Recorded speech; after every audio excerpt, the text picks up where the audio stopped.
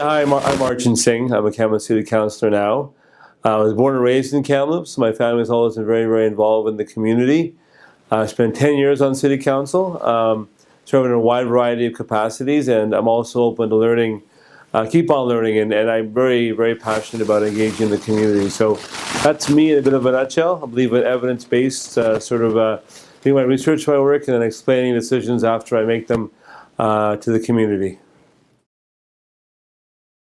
Okay, so I think Kamloops is a very diverse place. My vision for Kamloops is really about preserving that diversity that's here in the community, our beautiful outdoor spaces, and making sure that we maintain those in a really good way. The community spirit we have here is second to none. So the volunteerism, the work that we do around when we have things like wildfires or things like community events or big games like the BC Winter Games, Jack and I were wearing today. These are all things that we really step up, and I think it's important for us to keep on doing that.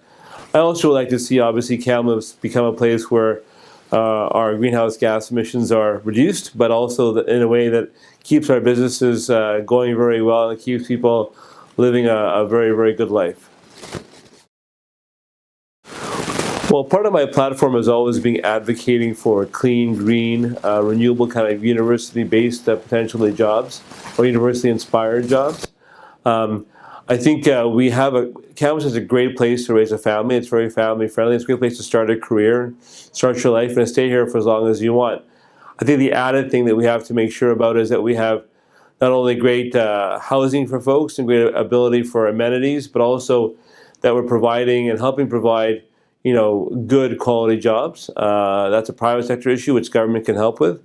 And also the government enables businesses to be very, very successful and not get in the way of that. I think Kamloops' most urgent transportation need is actually promoting what we already have in many ways. So we have a great transit system that I think too few people actually are aware of.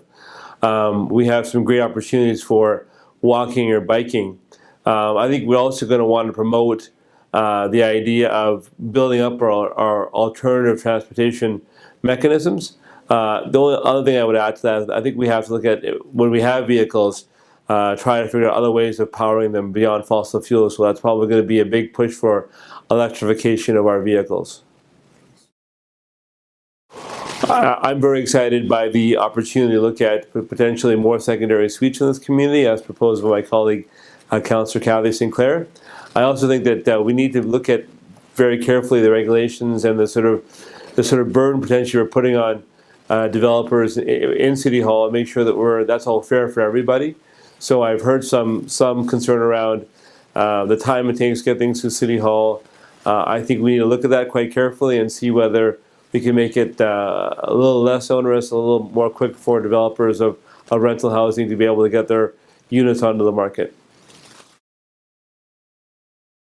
There's so many challenges and opportunities in Kamloops over the next 20 years, but I think really a big one for me, probably the biggest, if you ask me that question, is climate action and climate change and reducing our greenhouse gas emissions as a community. I think we can do that in a way which brings along businesses very, very much, which really works with community rather than against community. Certainly there are concerns around what that would look like in terms of transportation, in terms of business development, in terms of industry. But I think it's really the biggest challenge that we have to face. And I think that we can get to 100% renewable energy as a community. I think there's a push for that within the province, within the planet. And I think that we can bring along all these people with us and who may have some concerns. But yeah, I'd say climate change is the big one. In 10 years in City Council, I can thankfully name a few things that I would put in that category, but I think probably my proudest over the last little while is helping start the Junior City Council that really enables students in high schools to learn about what we do and to really become good citizens from a really early age. I want to obviously shout out to my dear departed late friend, Councillor Mark Spina, unfortunately died of cancer this term. Miss her dearly, and she's the one who got this started and then asked me to actually take it on and get it going and get it sort of established in the city. So great group of students I work with, and the Junior City Council is now operational. In fact, we're having the first meeting of the new council term for Junior Council today. So it's pretty exciting times.